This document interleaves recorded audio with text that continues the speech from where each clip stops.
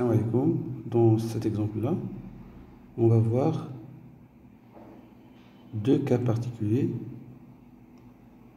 des équations trigonométriques.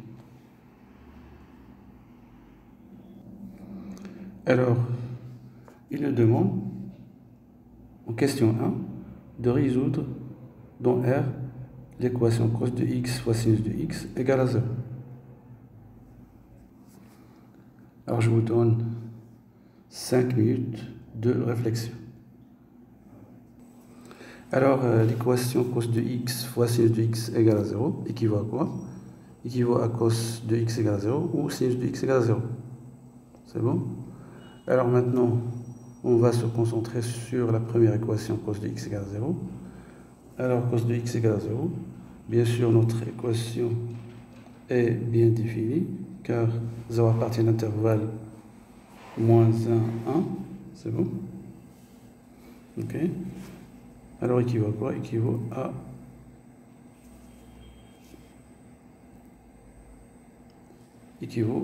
à cos de x égale à cos de p sur 2. Car cos de p sur 2 égale à 0. C'est-à-dire p sur 2, c'est une solution évidente. C'est bon? Alors, pour mieux voir les choses, donc on va représenter notre solution évidente sur un cercle trigonométrique. Bien sûr, donc tout le monde la voit, donc p sur 2. C'est bon? Alors, notre solution, elle est symétrique par rapport à l'axe OX, donc c'est-à-dire cet axe-là. C'est bon, dans le symétrique de pi sur 2 par rapport à l'axe OX, donc c'est ce point-là. Donc c'est ce point-là. Et ce point-là, donc son angle, c'est quoi? C'est moins pi sur 2. Donc sa mesure donc principale, donc c'est moins pi sur 2. Alors qu'est-ce qu'on remarque? Si notre solution est pi sur 2, alors il suffit de rajouter un demi-tour pour avoir la deuxième solution. Et de la même façon, si on rajoute un autre demi-tour, donc on est à la première solution, et vice-versa. Alors cos de x égale à cos de pi sur 2, donc on applique la propriété, donc équivaut à x égale à pi sur 2 plus 2 kp, ou x égale à quoi? Égale à moins pi sur 2 plus 2 kp, bien sûr avec k appartenant à z. Voyez, d'après la remarque que d'abord, on ne va pas écrire, on ne va pas répondre de cette façon-là, c'est-à-dire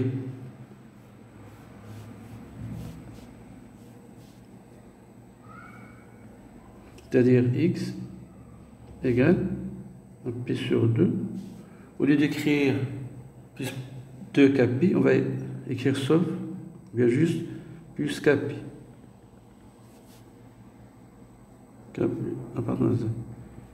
Car si k par exemple égale à 0, alors x égale à quoi? Égale à pi sur 2. C'est bon? Si k par exemple égale à moins 1, alors x égale à quoi? Égale à moins pi sur 2. C'est-à-dire, en rajoutant un demi-tour, soit on est en pi sur 2, ou bien on est en moins pi sur 2. Donc c'est pas la peine d'écrire x égale à pi sur 2 plus 2 kp, ou bien x égale à moins pi sur 2 plus 2 kp. Donc c'est pour ça donc on a dit que cet exemple-là c'est un cas particulier. Alors S1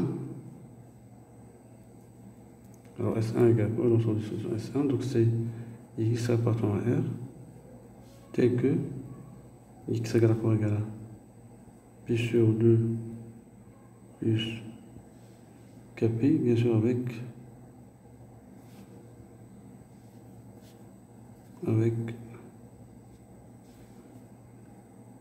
k appartenant à z.